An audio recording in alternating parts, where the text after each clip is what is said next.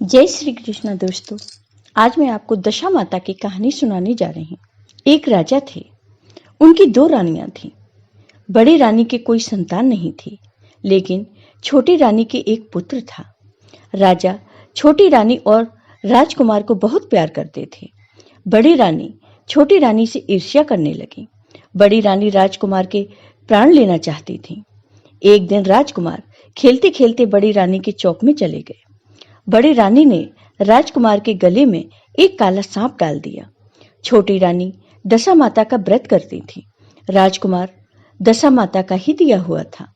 दशा माता की कृपा से राजकुमार के गले में सांप बिना नुकसान पहुंचाए चला गया। दूसरे दिन बड़ी रानी ने लड्डुओं में जहर मिलाकर राजकुमार को खाने को दे दिए।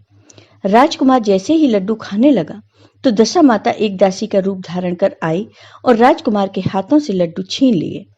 बड़ी रानी का यह बार भी खाली गया। रानी को बड़ी चिंता हुई कि राजकुमार को नहीं मार पा रही थी। अब उन्होंने सोचा कि किसी भी तरह से राजकुमार को मारना ही है। तीसरे दिन जब राजकुमार फिर बड़ी रानी के आंगन में खेलने आए तो रानी ने उन्हें पकड़कर गहरे कुएं में ढकेल दिया। चूंकि कुआं बड़ी रानी के आंगन में बना था, इसलिए किसी को भी पता नहीं चला कि राजकुमार कहाँ गए। लेकिन जैसे ही बड़ी रानी ने राजकुमार को कुएं में धकेला तो दशा माता ने उन्हें बीच में ही रोक लिया। इधर दोपहर हो जाने पर राजकुमार के न लौटने पर राजा व छोटी रानी को चिंता होने लगी। दशा माता को इस बात की भी चिंता हुई कि राजकुमार को उसके माता पिता के पास किस प्रकार पहुंचाया जाए। राजकुमार को तलाश करने वाले कर्मचारी निराश होकर बैठ गए। राजा व छोटी रानी पुत्र शोक में रोने लगे।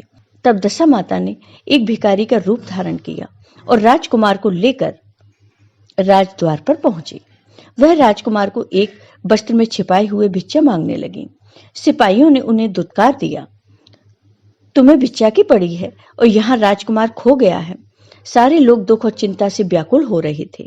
इस पर दशा माता बोले, भाइयों, पुण्य का प्रभाव बड़ा ही विचित्र होता है। यदि मुझे भिक्षा मिल जाए तो संभव है कि खोया हुआ राजकुमार तुम लोगों को मिल जाए। यह कहकर वह देहरी पर पैर रखने लगी। सिपाहियों ने उन्हें आगे बढ़ने से रोका। उसी समय दशा माता ने बालक का पैर वस्त्र से बाहर कर दिया। सिपाहियों ने समझा कि कुंवर उसके हाथों में है, इसलिए उसने अंदर जाने दिया। दशा माता कुंवर को लिए हुए अंदर गईं। उन्होंने राजकुमार को चौक में छोड़ दिया और वापस चली गईं। परंतु रानी ने दशा माता रूपी भिखारिन को देख लिया था। उन्होंने कहा कि खड़ी रहो, और कौन हो तुम? तुमने 3 दिन मेरे बेटे को छिपाकर रखा था। तुमने ऐसा क्यों किया? तुम्हें मेरे प्रश्नों का उत्तर देना होगा। दशा माता उसी समय वहां रुक गईं। उन्होंने बताया, मैं तुम्हारे पुत्र की चोरी करने वाली नहीं हूं। मैं तो तुम्हारी आराध्या देवी दशा माता हूं। मैं तुम्हें सचेत करने आई हूं कि बड़ी रानी तुमसे ईर्ष्या रखती है। वह तुम्हारे पुत्र के प्राण हर लेना चाहती है। एक बार उसने तुम्हारे पुत्र के गले में काला सांप डाला था, जिसे मैंने भगाया। दूसरी बार उसने जहर के लड्डू खाने को दिए, जिन्हें मैंने उसके हाथों से छीन लिए थे। इस बार उसने तुम्हारे राजकुमार को आंगन के कुएं में धकेल दिया था और मैंने इसे बीच में ही रोक लिया और इसकी रक्षा की। इस समय मैं भिखारिन के वेश में तुम्हें सचेत करने आई हूं। यह सुनकर छोटी रानी दशा माता के पैरों में गिरकर क्षमा मांगने लगी। छोटी रानी विनती भाव से बोली, हे माँ, जैसी कृपा आपने मुझ पर दर्शन देकर की है, मैं चाहती हूँ कि आप सदैव इस महल में निवास करें। मुझसे सेवा पूजा होगी, मैं करूंगी। इस पर दशा माता बोली, मैं किसी के घर में नहीं रहती। जो श्रद्धा पूर्वक मेरा ध्यान स्मरण करता है, मैं उसी के हृदय में निवास करती हूँ। मैंने तुम्हें साक्षात दर्शन दिए हैं, इसलिए तुम सुहागिनों को बुलाकर उन्हें यथाविधि आदर सत्कार के साथ भोजन कराओ और नगर में ढिंडोरा पिटवा दो। सभी लोग मेरा डोरा लें और व्रत करें। इतना कहकर दशा माता अंतर्ध्यान हो गई।